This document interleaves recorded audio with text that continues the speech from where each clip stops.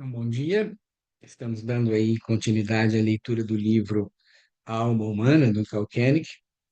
Hoje nós vamos ler na página 55, iniciando o Enigma da Ansiedade. Quem vai nos brindar com a leitura é a Marta, mas antes eu queria só ler um verso de Rudolf Steiner, que está nesse livrinho.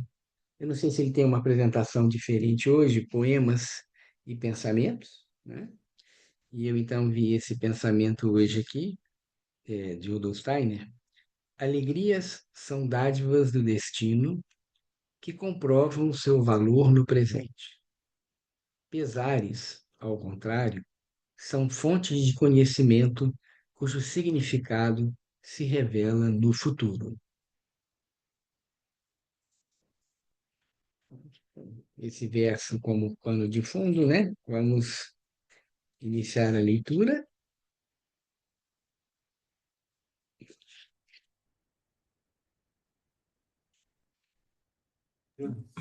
Bom dia a Tudo bom? todos e todas. Escolhida por livre e espontânea pressão. Ah, é porque eu achei que você tinha falado, alguém falou a Marta, eu achei que você tinha se colocado. Desculpa. Mas tudo bem? Tudo bem. O enigma da ansiedade. Talvez nenhum outro fenômeno da consciência seja mais discutido hoje que a questão da ansiedade. Gepsatel está completamente correto quando diz, no parágrafo introdutório de seu ensaio sobre antropologia da ansiedade: a ansiedade deixou de ser uma preocupação particular do indivíduo. O homem ocidental vive com medo e ansiedade. A premonição indefinida da aproximação de uma grande ameaça abala as bases da existência humana. A importância desse fenômeno, que progrediu firmemente no decorrer dos últimos 100 anos, alcançou agora um nível mais elevado que antes. Será, talvez, que a disponibilidade para a ansiedade do homem ocidental vem aumentando continuamente durante as últimas 3 ou 4 gerações? Antes de prosseguir, será necessário esclarecer o significado da palavra ansiedade e distingui-la do medo, uma experiência bem semelhante.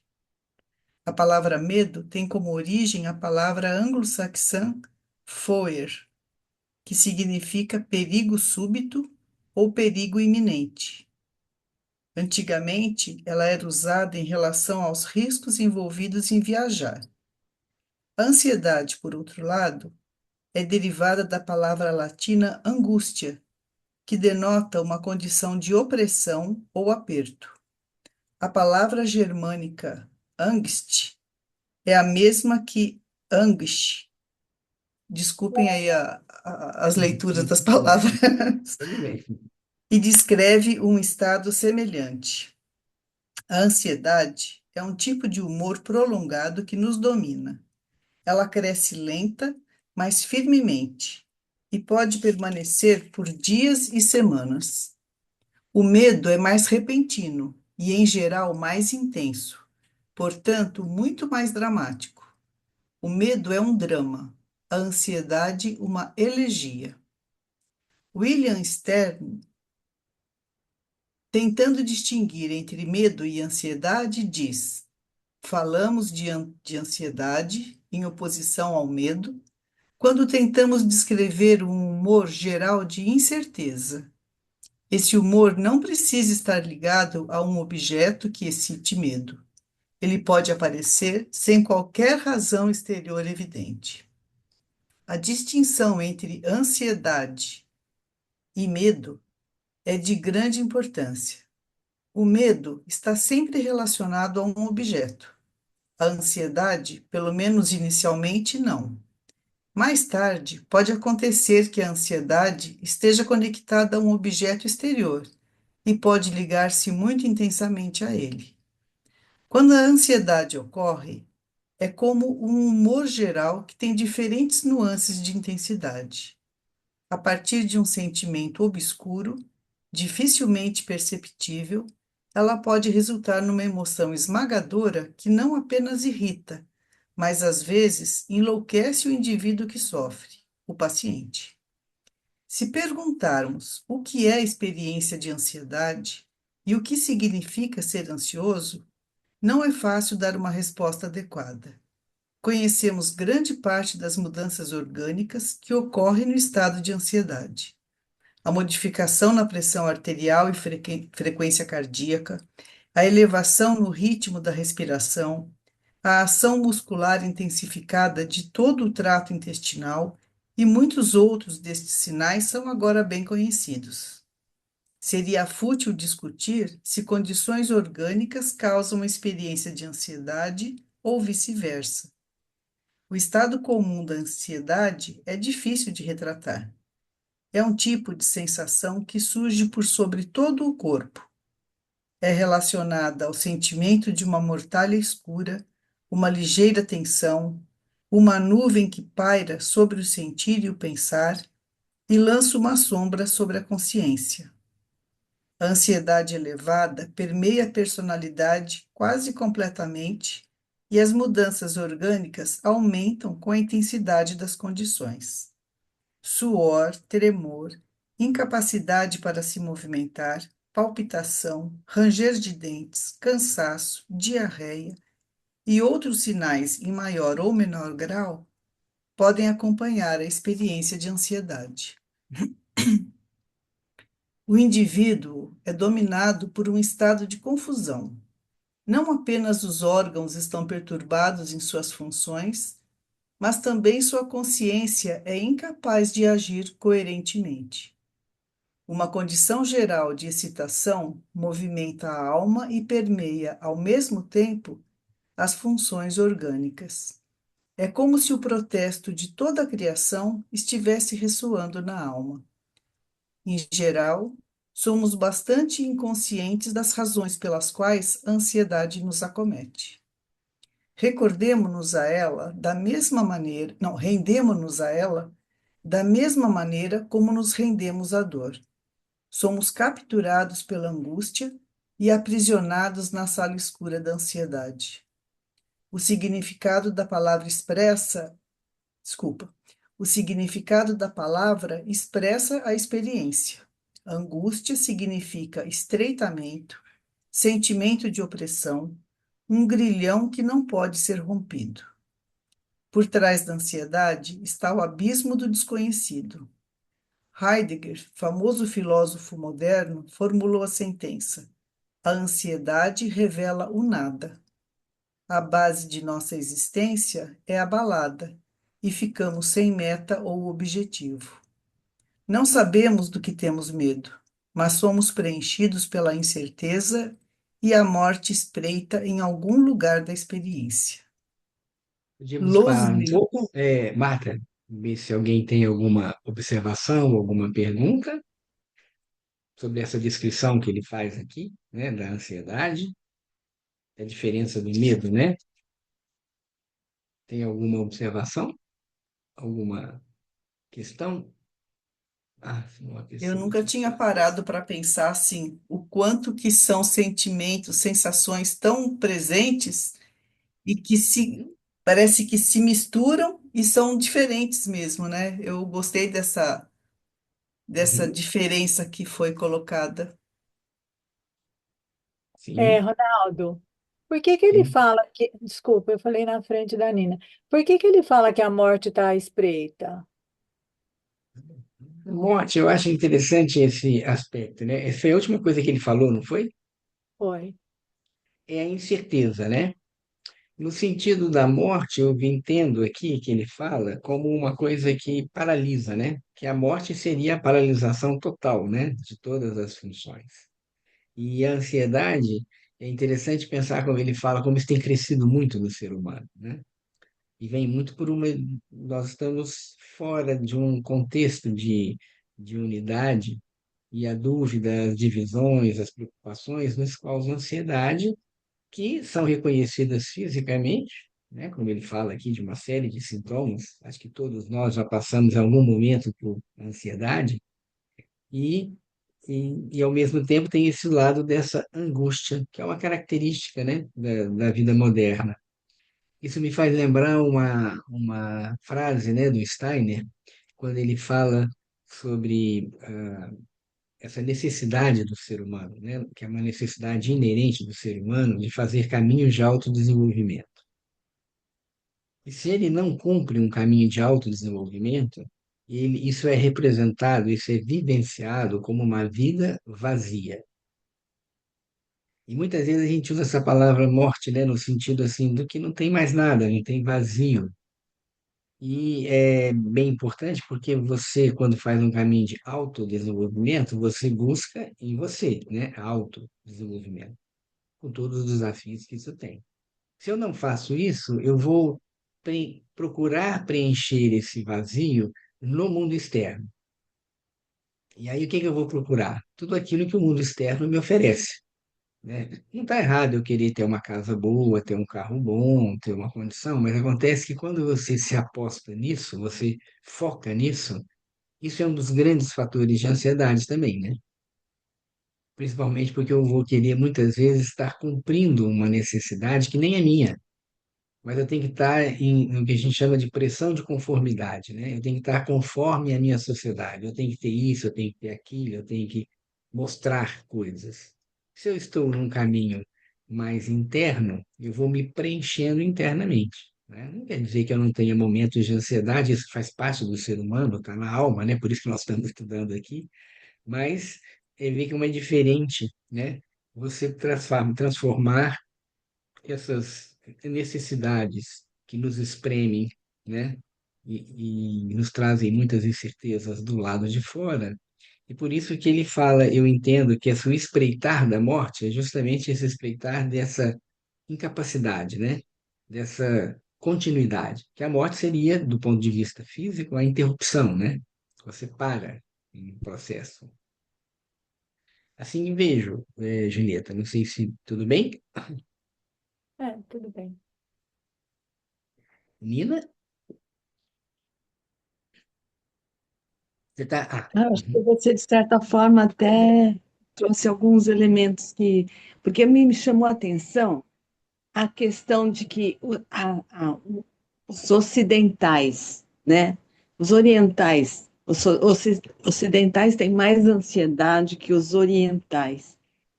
E aí você me chama, fala sobre essa questão do consumo.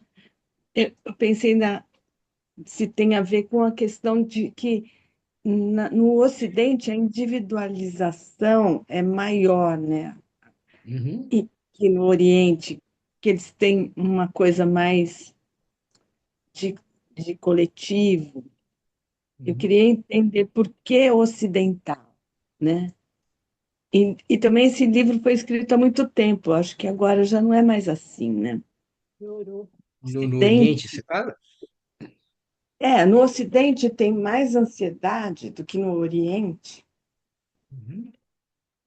né? É, o oriental, toda a cultura oriental foi desenvolvida, né, e ainda se desenvolve, evidentemente, numa época muito inicial da humanidade, né, onde o ser humano, ele por natureza era mais ligado ao espiritual.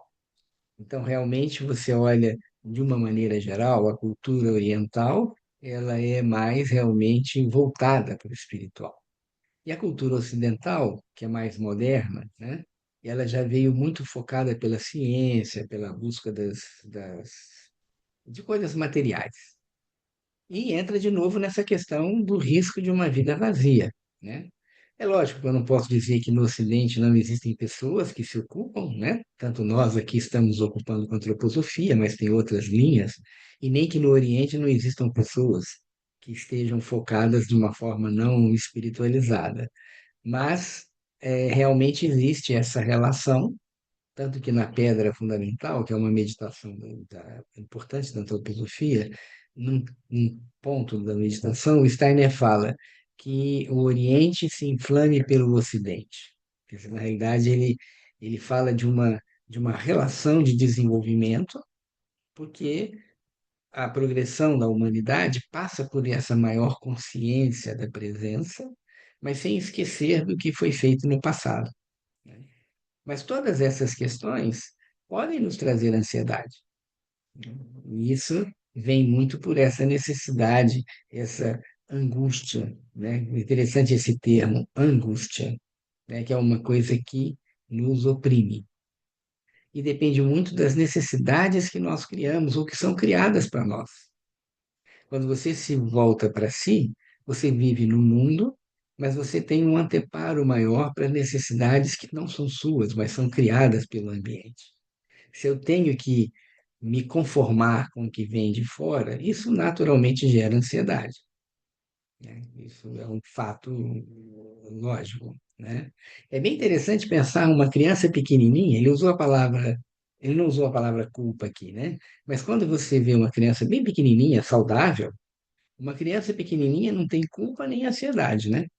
Porque ela não olha para o passado, que gera culpa, e ainda não olha para o presente, para o futuro, que gera ansiedade, né? Então, é uma vivência plena, e a criança está muito próxima do espiritual. E à medida que nós vamos crescendo, vem exigências, né? Onde começam os medos e a ansiedade? Na escola. Ah, você tem que ter prova, você tem que resolver aquilo, você tem que fazer, ou mesmo dentro da própria família, né? Quando os pais fazem exigências além da capacidade da criança, né? Isso gera ansiedade, né? Gera medo também. Então é bem interessante assim, quanto mais eu me foco nesse centro, mais eu me protejo. Não que eu não vá estar livre. Eu posso criar uma ansiedade para mim mesmo, né? Se eu resolver falar, não, eu tenho que meditar 5 horas por dia. Ah, eu criei uma ansiedade, né? Não é porque é de fora. Então, isso é interessante a gente pensar assim, como que eu encontro um ponto de equilíbrio. Não sei, Nina, se era isso, essa questão que você falou do Ocidente e do Oriente? Ótimo, obrigada. Então, a Marta? Eu só queria compartilhar uma imagem que me veio a hora que a gente estava discutindo aí a ansiedade e o medo. Eu pensei na água, que assim, um copo d'água sendo derramado poderia ser como o medo, e uma goteira como a ansiedade. Aquela coisa que vai pingando, vai encharcando e que a pessoa nem se dá conta, né? Mas quando vê, Sim. já está tomado. Não sei, me É, veio essa é, imagem. é bem interessante, né? Como ele falou, a ansiedade é uma coisa mais, não é crônica, né? Mas ela vai se instalando, né? O É, ela medo é geralmente é uma sorrateira, coisa né? mais objetiva, né? De repente É, eu estou aqui e de repente ouço um som de uma coisa caindo e um barulho muito grande e me vem um medo de que alguma coisa esteja acontecendo. Isso é mais, como ele fala aqui, é o dramático, né? A ansiedade é uma elegia, né? A elegia é um poema triste, é um poema que vai sendo ao longo do tempo, né? Então você falou certo, é como se comprar uma goteirinha que fica ali o tempo inteiro e é, o outro é nossa, caiu a água e vai estragar o meu papel, é um medo, né? Isso é. é verdade. Bom, acho que não tem mais perguntas, podemos continuar?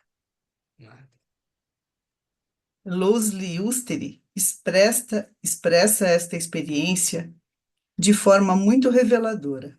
Ela declara: apresenta-se uma escala completa de reações entre a emoção da ansiedade, sempre como agonia de morte em sua forma mais profunda, e o sentimento de medo, em última instância, sempre como medo de Deus. Não há dúvida de que a tarefa mais bela da educação é conduzir a criança de tal forma que ela gradualmente aprenda a transformar a ansiedade em medo racional. O temor ao Senhor, não a ansiedade diante dele, é o começo de toda sabedoria. A educação que falhou no cumprimento desse objetivo tem o estado de ansiedade como condição do mundo. O ser humano da atualidade é preenchido pela ansiedade exclusivamente por essa razão. Nosso sistema educativo, tanto na escola como na família, falhou em transformar a ansiedade da morte pelo temor a Deus. Assim, temos que encarar o surgimento constante de condições neuróticas, resultado do estado insuperável de ansiedade. A ansiedade vive em todo ser humano desde o nascimento. Ela repousa nos recessos da alma e mostra sua existência a qualquer momento. Tropeços, quedas, um pavor súbito, uma condição de asma, um pesadelo, um sentimento obscuro de incerteza, tudo isso leva ao sentimento de ansiedade. Por outro lado, a disposição ansiosa pode surgir sem qualquer razão aparente. Ela nos domina e escraviza a partir das profundezas do inconsciente. É correto chamarmos a ansiedade de emoção, pois ela é similar a muitas outras condições emocionais, tais como irritação, ódio, alegria, desgosto e etc. Algumas dessas situações não são sentimentos reais, são tanto mais como menos que sentimentos. A forma fundamental do sentimento é a simpatia ou antipatia. Uma condição emocional é muito mais poderosa, muito mais dramática. É como a súbita mudança de tempo na paisagem da alma. Um dia claro e bonito é repentinamente alterado pelo surgimento de uma tempestade, de uma pancada de chuva ou outros acontecimentos semelhantes. A ansiedade é como uma emoção. É como a garoa surgindo na alma, como a névoa cobrindo o horizonte e preenchendo gradualmente toda a terra. O contorno dos seres desaparece e não podemos mais encontrar o caminho. A escuridão nos envolve, estamos isolados dos outros seres. Céu e terra confundem-se. O ambiente assume formas horríveis. O tronco de árvore aparece como uma figura agachada, o monte de terra como um animal selvagem. Perdemos a coordenação. O que acontece quando a névoa se espalha ao redor também ocorre em nosso interior quando estamos em estado de ansiedade. A questão permanece: de onde surge a névoa da ansiedade? Novamente, encontramos a resposta quando lembramos de uma descrição que Rudolf Steiner fez certa vez sobre o sentido do tato. Ele não fala da experiência sensorial em si, mas de tudo o que está por trás dela. Steiner chama a atenção sobre o fundamento espiritual desta sensação quando diz: realmente, tudo que vive no sentido do tato é também uma experiência interior, mas essa experiência permanece na esfera inconsciente. Nas qualidades do tato, que são conectados com o nosso corpo, aparece apenas uma sombra dela. É o órgão sensorial do tato que nos permite experimentar um objeto como suave, felpudo, duro ou mole, áspero ou macio. Isso irradia para dentro do nosso ser, mas não reconhecemos esta conexão. Esta irradiação ao ser interior, que é experimentada exteriormente como a sensação de tato, nada mais é que o sentimento de estar permeado pela consciência obscura da presença divina. O ser humano não teria consciência da presença divina sem o sentido do tato. Essa força permeia todas as coisas, permeia também toda a nossa existência. É a mesma força que sustenta todos os seres vivos. A substância divina que tudo permeia é o outro lado do sentido do tato, quando o percebemos conscientemente. Agora compreendemos o fundamento da ansiedade. Ela é essencialmente relacionada ao sentido do tato, porque esse sentido nos possibilita experimentar o ambiente físico imediato e também nos dá certeza interior. Se virmos um objeto ou ouvirmos seu som, nunca teremos certeza suficiente quanto ao valor desta realidade. Assim que o tocamos, ganhamos certeza de sua existência real. O sentido do tato certifica-nos a realidade física de uma coisa ou ser. De maneira semelhante, assegura-nos da presença divina. A última experiência não é consciente, ocorre nas profundezas do inconsciente. Ela é um dos fundamentos de nossa vida. Conhecemos Deus porque experimentamos sua presença subconscientemente, através do sentido do tato. Estar ansioso significa a perda temporária desta experiência fundamental. A perda está relacionada ao desprendimento da expressão física do sentido do tato na alma. A alma está vinculada a toda a pele. O sentido do tato é como um porto no qual o barco da alma ancora. Se a âncora é içada, o barco fica à deriva, sem controle próprio, e a névoa da ansiedade surge. Qualquer experiência súbita, um choque, o pavor ou a surpresa, pode levar à ansiedade. Assim também a perda gradual da fé, a contínua incerteza em relação ao futuro, irá abalar a base de nossa vida, privando-nos da experiência da presença divina e fazendo então a ansiedade aparecer. A névoa da incerteza ergue suas asas e envolve a alma com sua escuridão. Aqui voltamos ao conceito de emoção. Nós a descrevemos como distúrbio climático na paisagem da alma. De início, não era mais que uma comparação imaginativa, mas agora aparece como imagem real. A ansiedade ocorre quando a alma é lançada para fora do porto seguro do sentido do tato. O barco deixa a terra e avança nas águas abertas do oceano. A ansiedade aparecerá se não houver um comandante que possa dirigir seu curso. As águas transformam-se em névoa e a visão mergulha na escuridão. As crianças cegas vivem envoltas em ansiedade. Ninguém é tão fundamentalmente predisposto à ansiedade e ao medo como a pessoa cega. Sempre que a luz, a visão se perdem, a ansiedade e o medo aparecem. O sol dispersa a névoa. A visão e a claridade suprimem a névoa do comportamento ansioso. As sensações, tal como a dor, são as filhas da luz ou a própria luz. As emoções, como medo e ansiedade, são as filhas da escuridão ou a própria escuridão.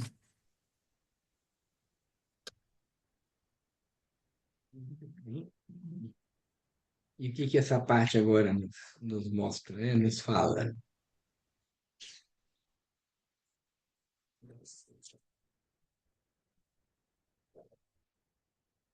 Surge alguma percepção, alguma pergunta?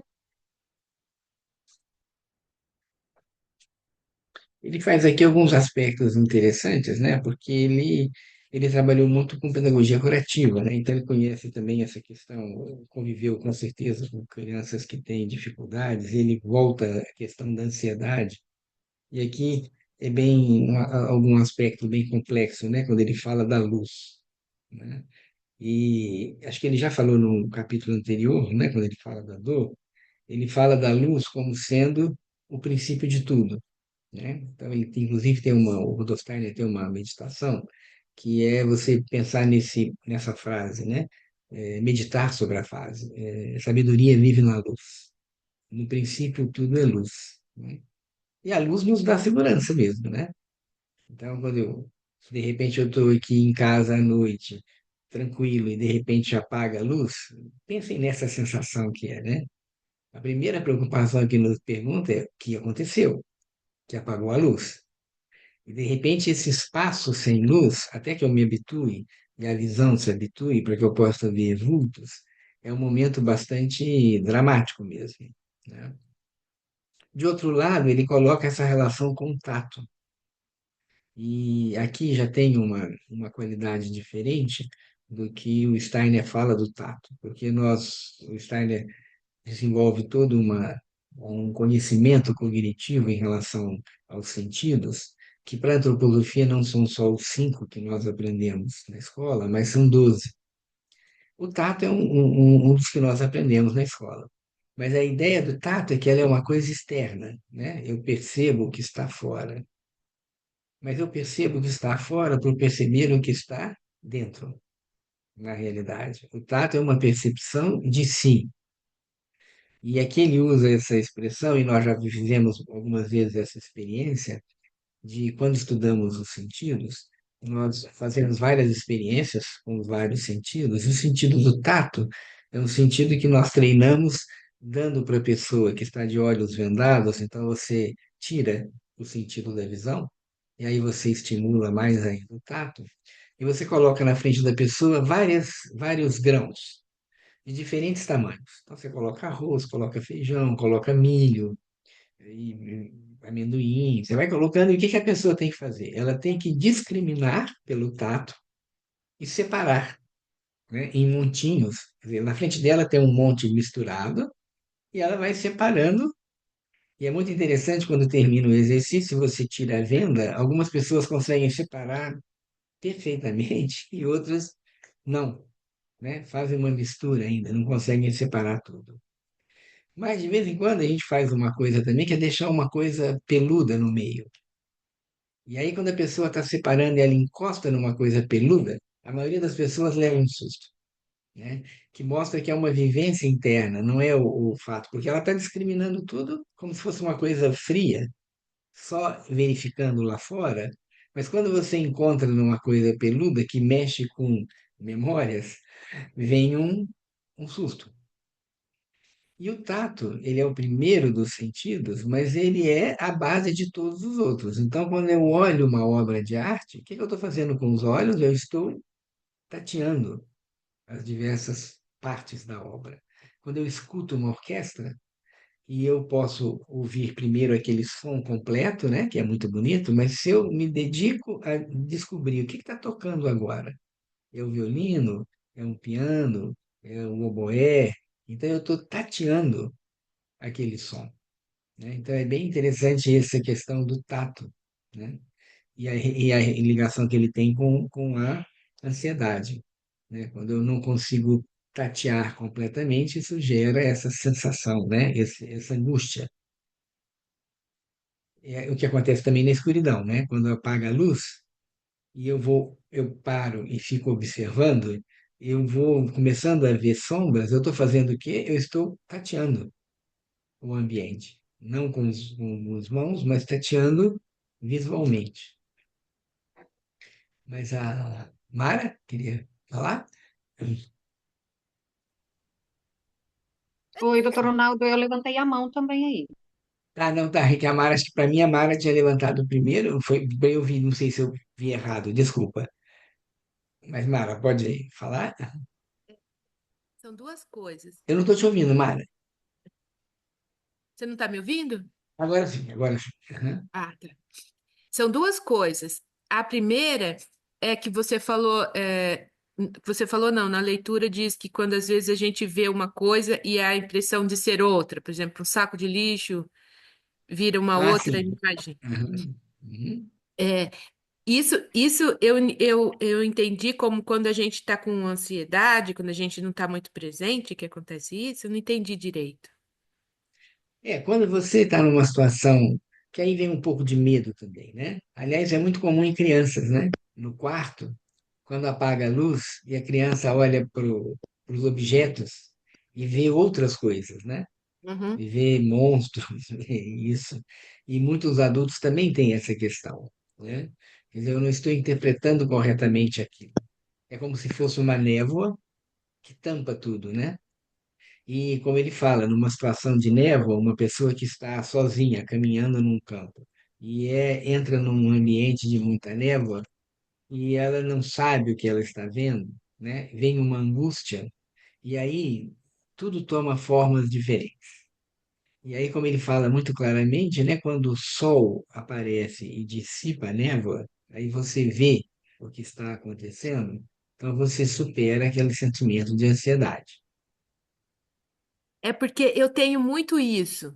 Eu estou Hum, dirigindo, aí tem um galho. No momento que eu estou andando assim, o galho não é um galho. Ele é hum, outra coisa. E aí eu tenho que olhar de novo, daí eu falo, nossa, eu enxerguei outra coisa. Mas isso assim uhum. é muito recorrente comigo. Sim. Uhum. Então eu falei, nossa, que interessante agora estar ouvindo isso. Mas Porque você, quando diz você dirige, né? O dirigir para você é uma coisa gostosa, é fácil ou não é tão é simples? gostoso, é fácil. Ah, E tá. não é Você não só tem quando eu estou preocupação. dirigindo. É só quando, Mas, não é só quando eu estou dirigindo, aqui em casa mesmo, assim, se eu viro, a primeira, o violão tá ali. Quando eu viro, assim, a primeira coisa não é o violão, um ser, sabe? Ou é alguma coisa. hum, tá. Então, então, eu acho que eu tenho Seria que prestar interessante atenção nas observar que a minhas. gente tem uma sensibilidade maior aí, né? No caso, né? Ah, e a outra Mas você coisa falou que eu que era. tenho. É Pode isso que eu ia te falar. perguntar. Tinha uma segunda. Não, é que eu entendi que você ia me falar que tinham duas coisas. Você está falando Isso. agora. A Aham, segunda coisa é que você falou da luz, uhum. é sobre a. Quando a pessoa tem câncer, ela faz o que mesmo? Ela faz quimioterapia. Terapia. Uhum. E diz que a quimioterapia tira a luz da gente. O que a quimioterapia faz, ela tem um objetivo, né, que é matar as células cancerosas, né? Esse é o Aham, objetivo da quimioterapia.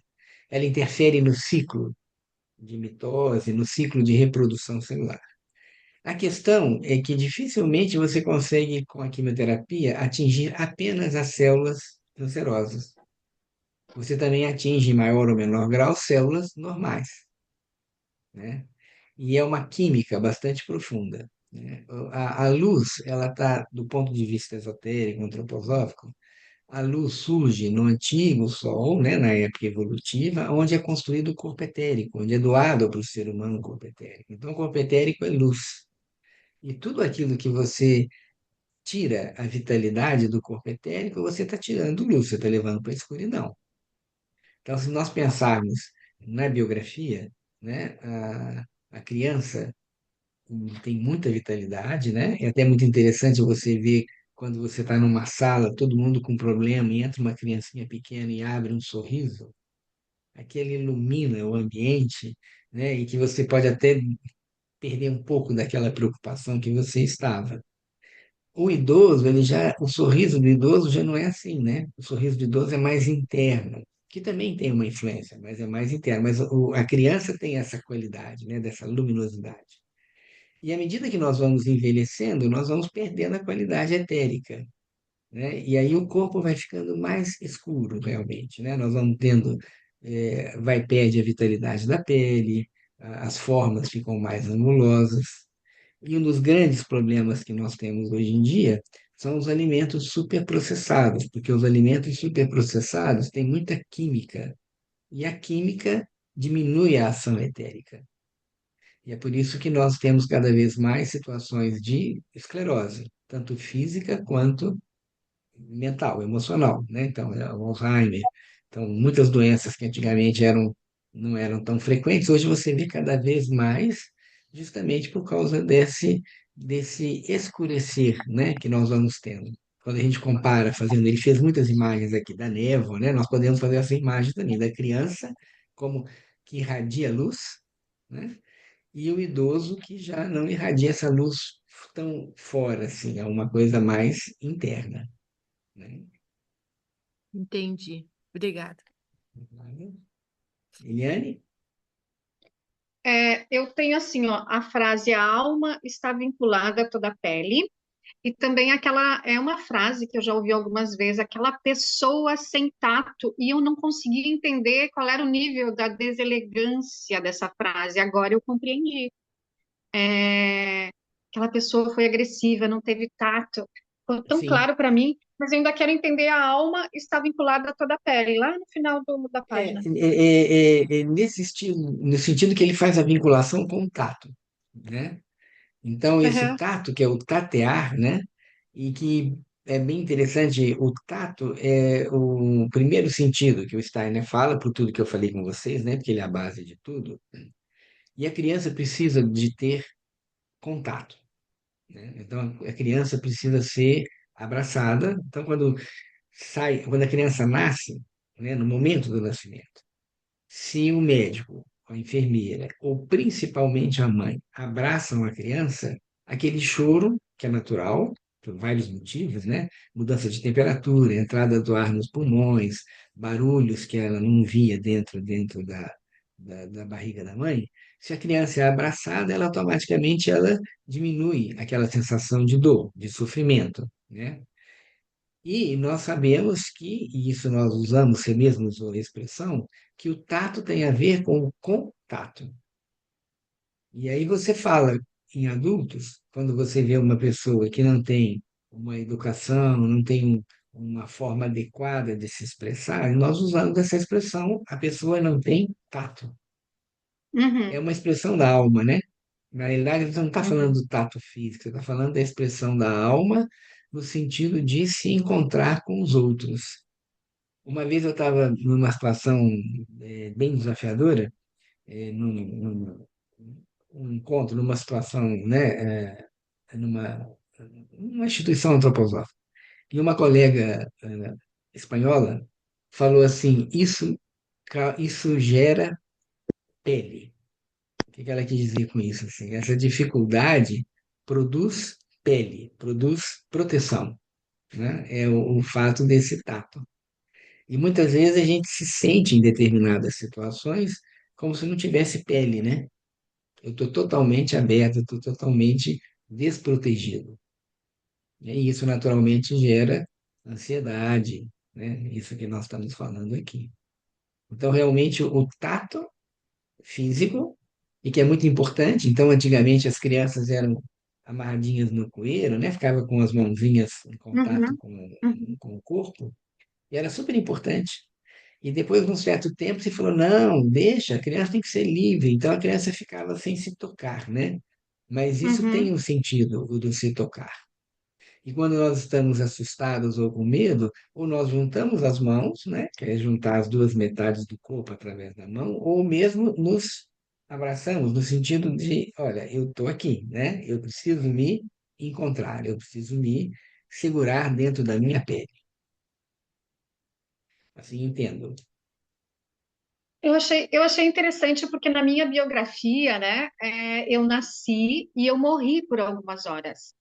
Hum, E eu tenho insônia que eu trato com o senhor, né, doutor Ronaldo? Agora eu já estou dormindo maravilhosamente bem. Mas eu não dormia muito, não. Eu ficava de plantão a noite toda.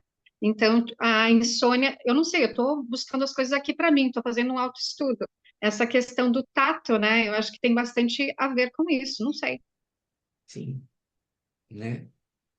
É interessante pensar aqui nessa próxima semana, né, até o próximo encontro nosso, pensarmos assim, como que eu tateio o mundo, Uhum, né?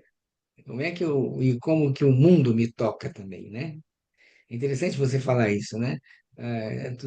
O toque tem a ver com tato e você fala, nossa, isso que eu vi me tocou profundamente. E aí mostra mais uma vez essa divindade que ele toca, porque nós somos uma expressão da divindade, né? Então, quando alguém fala com você, aquilo que você me disse me tocou profundamente, você não toca o nada, você toca aquilo que já existe.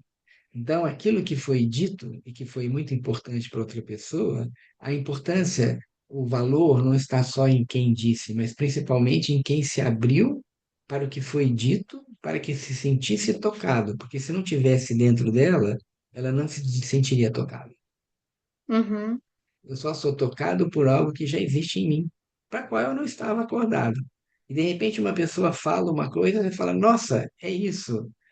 Não, não criou do nada. Isso já estava em você.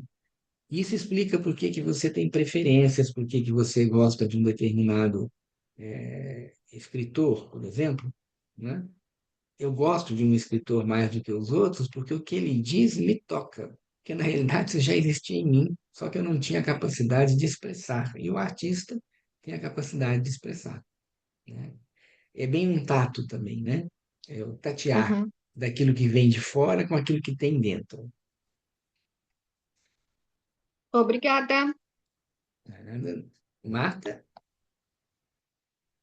É, eu me lembrei de uma vez que eu fui visitar uma amiga em Natal, e assim, eu não Hum. sei nadar, então eu tenho muito cuidado na água e tal. Mas ela me levou num bar, num restaurante à noite, que tinha um deck no fundo, por sobre, esse deck ficava em cima de umas pedras. E aí, como não tinha mais nada na frente, né, era o mar, era pura escuridão. O medo que me deu, assim, aquela sensação de não poder tocar visualmente, o mar, né, por conta da escuridão, aquele barulho das ondas batendo ali, aquilo teve assim. Hoje, agora eu estou entendendo, né? Porque se fosse durante o dia, só por conseguir tatear visualmente, não geraria essa sensação. Sim.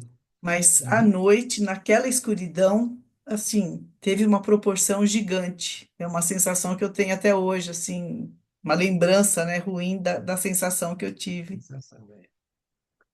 Então, assim como eu falei para vocês do como eu tateio, né, seria interessante pensar assim, o que que me traz ansiedade, né? Pensar assim, o que que me gera no final do dia, quando fazemos a nossa observação do dia, me perguntar como eu tateei e o que que me gerou ansiedade, né? E aí, quanto mais clareza eu trago, porque também a melhor forma de você trazer, combater a ansiedade seria realmente trazendo luz, né? Quanto mais luz eu trago, menos ansiedade. E uma crise de ansiedade muito intensa, ela pode até gerar uma crise de pânico, né? Que aí é a paralisia total mesmo, né? A pessoa se paralisa.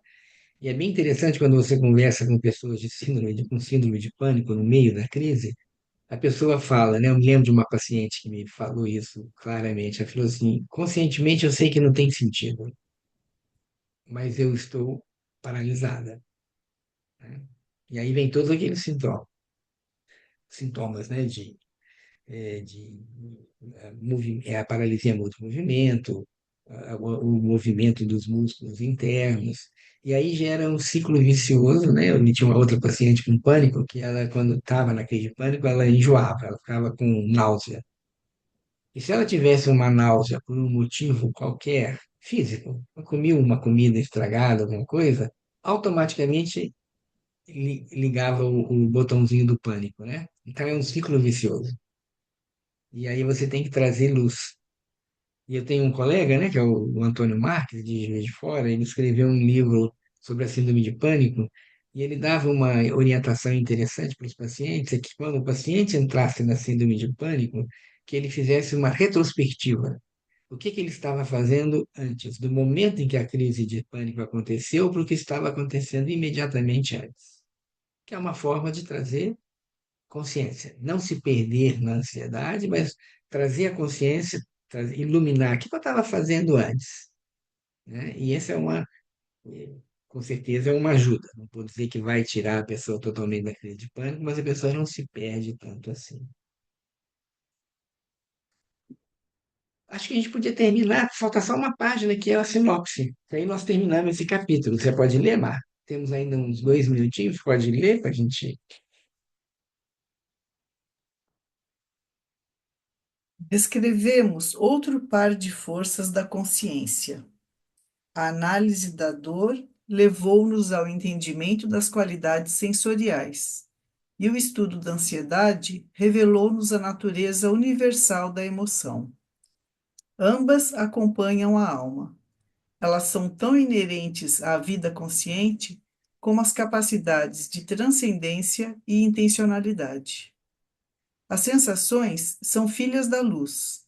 As várias nuances de luz, seus atos e sofrimentos, não são apenas as cores, mas diferentes formas de sensações. Nossas experiências sensoriais simples, antes de tornarem-se perceptíveis, são essas sensações. As emoções são filhas da escuridão. As diferentes expressões da escuridão, sua aparência horripilante ou benévola, invadem a alma. Elas preenchem-na com alegria ou tristeza, felicidade ou infelicidade. Quando Adão e Eva comeram a maçã arrancada da árvore do conhecimento, seus olhos foram abertos. Seu coração começou a ser dominado por medo e ansiedade. A culpa estava em seu ser, e Adão confessou, ao ser chamado diante do trono de Deus: Escutei tua voz no jardim e tive medo, porque estava nu, e me escondi. Essa foi a primeira experiência de ansiedade. Isto aconteceu nos primórdios do tempo. A névoa da tarde estava surgindo e Adão conheceu pela primeira vez o significado da morte. O mistério da ansiedade é o mistério da morte humana. O mistério da dor é o mistério da luz divina. Ambos têm sua origem no evento da expulsão do paraíso.